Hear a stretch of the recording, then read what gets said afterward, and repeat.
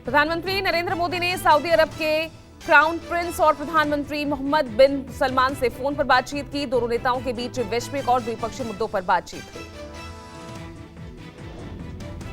WFI अध्यक्ष बृजभूषण शरण सिंह मामले में बड़ा मोड़। नाबालिग के पिता ने कहा, बदला लेने की नीयत से यौन शोषण का लगाया था आरोप।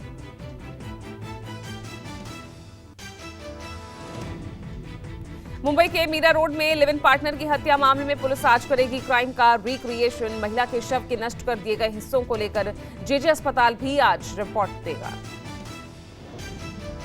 सुप्रीम कोर्ट में बाइक टैक्सी को लेकर अहम सुनवाई। दिल्ली सरकार के फैसले को कैब कंपनियों ने दी चुनौती। सरकार ने बाइक टैक्सी पर रोक लगा रखी थी। आदेश का उल्लंघन करने पर 1 लाख जुर्माने का प्रावधान भी है। 2000 रुपए के नोट बिना आईडी प्रूफ के जमा करने के खिलाफ दायर याचिका पर सुनवाई। सुप्रीम कोर्ट आज तय करेगी सुनवाई की तारीख।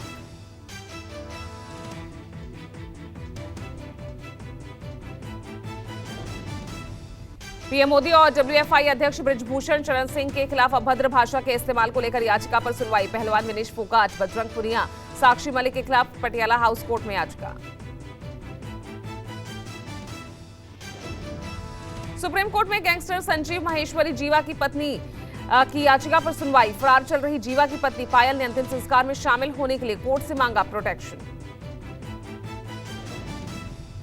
मिस वर्ल्ड 2023 ब्यूटी पेजेंट समारोह का आयोजन भारत में किया जाएगा। गुरुवार को मौजूदा मिस वर्ल्ड कैरोलिना ब्लास्का ने नई दिल्ली में एक प्रेस कॉन्फ्रेंस में यह जानकारी दी।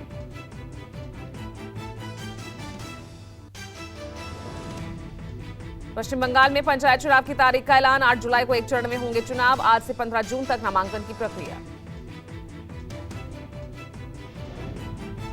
पश्चिम बंगाल में एक चरण में पंचायत चुनाव कराने के फैसले पर सियासत गर्म। बीजेपी नेता शुभेंदु अधिकारी ने लोकतंत्र की हत्या का आरोप लगाया। ट्वीट कर कहा, चुनाव पर बिना सर्वदलीय बैठक बुलाए लिया गया मनमर्जी फैसला। बिहार में 31 नगर निकाय का आज चुनाव। 11 को होगी मतगणना। पहली बार राज्य में जनता सीधे चुनेगी महापौर। मतदान सुबह 7 बजे से 5 बजे तक होगा।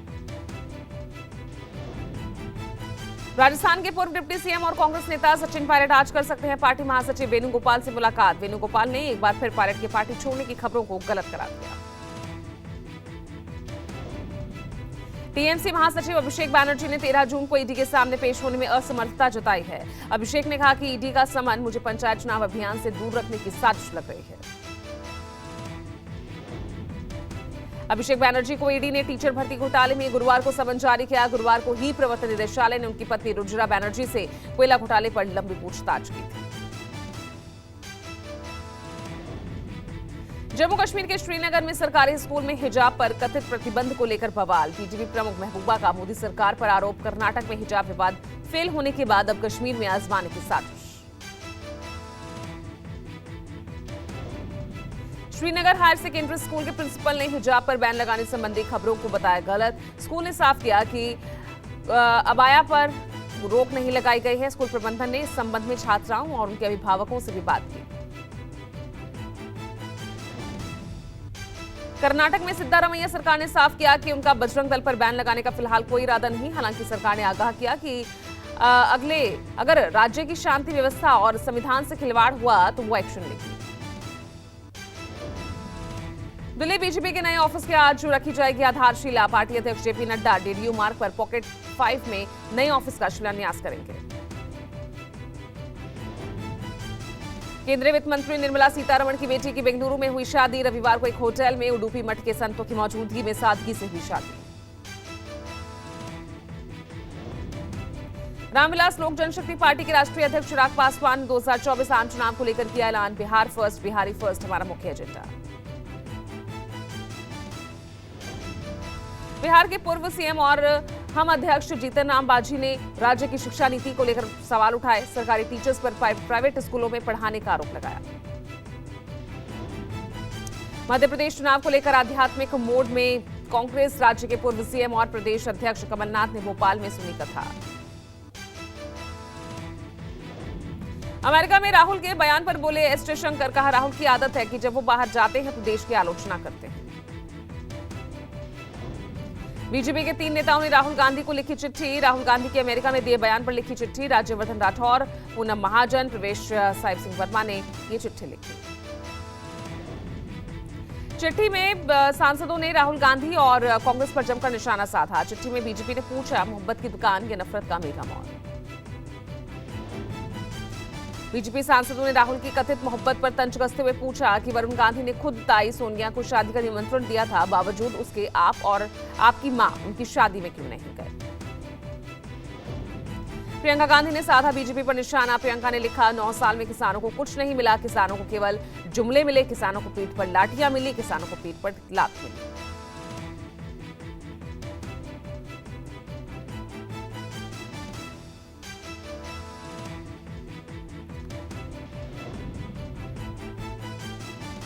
आरएसएस के मुखपत्र ऑर्गेनाइजर में बीजेपी को नसीहत। ऑर्गेनाइजर ने लिखा, बीजेपी को आत्ममंथन की जरूरत है। ऑर्गेनाइजर में लिखा, क्षेत्रीय लीडरशिप के बिना चुनाव जीतना मुश्किल, मोदी का करिश्मा हिंदुत्व जीत के लिए काफी नहीं, राज्यों के चुनाव में राष्ट्रीय नहीं स्थानीय मुद्दे हैं।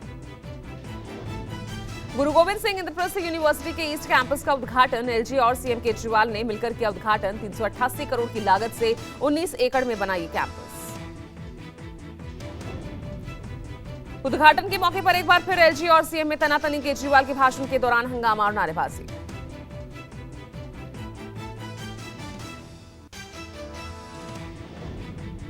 मुंबई में श्रद्धा वॉलकर हत्याकांड जैसा एक और मामला सामने आया। लिव इन पार्टनर की बेरहमी से हत्या, आरोपी ने महिला के कई टुकड़े किए। पुलिस ने मौके से महिला के शव के कई टुकड़े बरामद किए। आरोपी मनोज को गिरफ्तार कर पूछताछ में जुटी पुलिस।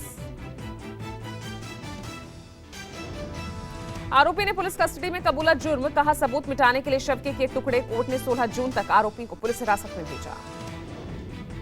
लखनऊ कोर्ट परिसर में गैंगस्टर संजीव जीवा हत्याकांड की एसआईटी ने शुरू की जांच। यूपी के सभी जिला अदालतों में बढ़ाई गई सुरक्षा। संजीव जीवा हत्याकांड में चश्मदीद पुलिसकर्मियों के बयान दर्ज। एसआईटी की टीम ने कोर्ट परिसर का मुआयना किया। जीवा हत्याकांड में घायलों का हाल जानने पहुंचे यूपी के मुख्यमंत्री योगी आदित्यनाथ। गोलीकांड में घायल बच्ची से सीएम योगी ने मुलाकात की। संजीव जीवा की हत्या करने वाले आरोपी विजय यादव को 14 दिन की न्यायिक हिरासत में भेजा गया। जेल इलाज के बाद डॉक्टर ने डिस्चार्ज किया।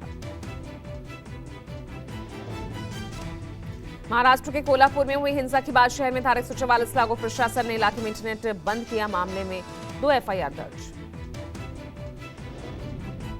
सीहोर में 300 फीट गहरे बोरवेल में घिरी मासूम सृष्टि की मौत हो गई है। करीब 51 घंटों से रेस्क्यू ऑपरेशन चल रहा था, लेकिन बच्चे की जान नहीं बच पाई।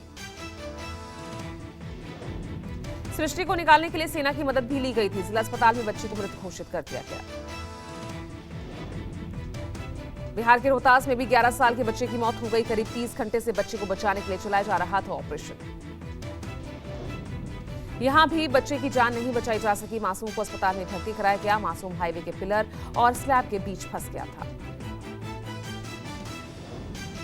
आरबीआई गवर्नर शक्तिकांत दास ने नई मौद्रिक नीति का ऐलान किया। लगातार दूसरी बार रेपो रेट में नहीं किया गया कोई बदलाव। प्रयागराज की यहां अतीक की खाली कराई गई जमीन पर गरीबों के लिए फ्लैट बनकर तैयार। पिछले साल सीएम योगी ने भवनों के निर्माण के लिए भूमि पूजन किया था। जम्मू में श्री वेंकटेश्वर स्वामी मंदिर बनकर तैयार। एलजी मनोज सिन्हा ने इस मंदिर का उद्घाटन किया। यूपी के स्कूलों में बढ़ाई गई गर्मी की छुट्टियां। 27 जून को खुलेंगे यूपी के सभी स्कूल। महिला हज यात्रियों को लेकर केरल से जेद्दा के लिए रवाना हुआ विमान। सिर्फ महिला हज यात्रियों को लेकर ही ये गई है स्पेशल फ्लाइट। लखनऊ में एटीएस को मिली बड़ी कामयाबी। 50,000 के जाली नोटों के साथ बबलू बिंद नाम का शख्स गिरफ्तार। राजस्थान के बाड़मेर में अश्लील वीडियो बनाकर कई महिलाओं और लड़कियों को ब्लैकमेल करने वाले शख्स को गिरफ्तार किया गया। मुकेश दमामी नाम का यह आरोपी शादी ब्याह में ढोल बजाने का काम करता है। लखनऊ के विकासनगर थाना क्षेत्र के मामा चौराहे पर लगी भीषण आग। एक इलेक्ट्रॉनिक दुकान में लगी आग से लाखों का नुकसान।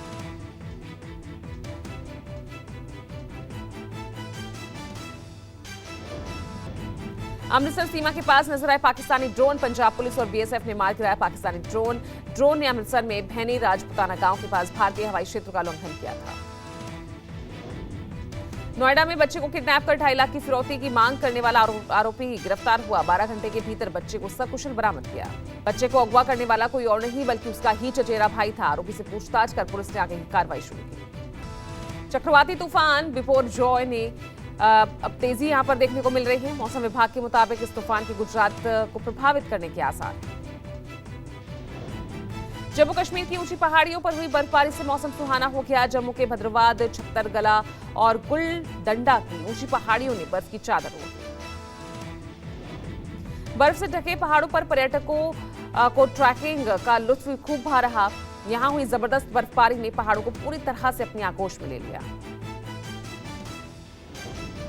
केदारनाथ धाम के पीछे की पहाड़ियों पर एक बार फिर एवलांच हुआ। बताया जा रहा कि ये जगह केदारनाथ मंदिर से करीब 4 किलोमीटर पीछे है। एवलांच के बाद एक बहुत बड़ा हिस्सा नीचे की ओर गिरता नजर आ रहा है और तेज आवाज भी सुनाई दे रही है। ये वीडियो गुरुवार का बताया जा रहा है। कनाडा में 700 भारतीय छात्रों के डिपोर्टेशन पर पीएम जस्टिन ट्रूडो का बयान, कहा फर्जी कॉलेज लेटर जारी करने वालों पर होगी कानूनी कार्रवाई। वर्ल्ड टेस्ट चैंपियनशिप फाइनल मुकाबले के दूसरे दिन टीम इंडिया की बिखरी बल्लेबाजी। ऑस्ट्रेलिया के 469 रनों के जवाब में भारत के 151 रनों पर गिरे 5 विकेट। दूसरे दिन का खेल खत्म होने पर अजिंक्य रहाणे 29 और श्रीकर भरत 5 रन बनाकर बल्लेबाजी कर रहे थे। ऑस्ट्रेलिया के स्टीव स्मिथ के जमाई 31वीं सेंचुरी। स्मिथ ने 121 और हेड ने खेली 163 रनों की शानदार पारी। वर्ल्ड टेस्ट चैंपियनशिप फाइनल के दूसरे दिन भारत के लचर प्रदर्शन पर बीसीसीआई उपाध्यक्ष राजीव शुक्ला ने सफाई दी, कहा टॉस जीतकर गेंदबाजी चुनना नहीं कोई मुद्दा। ब्रिटेन एआई पर विश्व के पहले शिखर सम्मेलन की मेजबानी करेगा। ऋषि सुनक ने अमेरिकी यात्रा के दौरान दी जानकारी।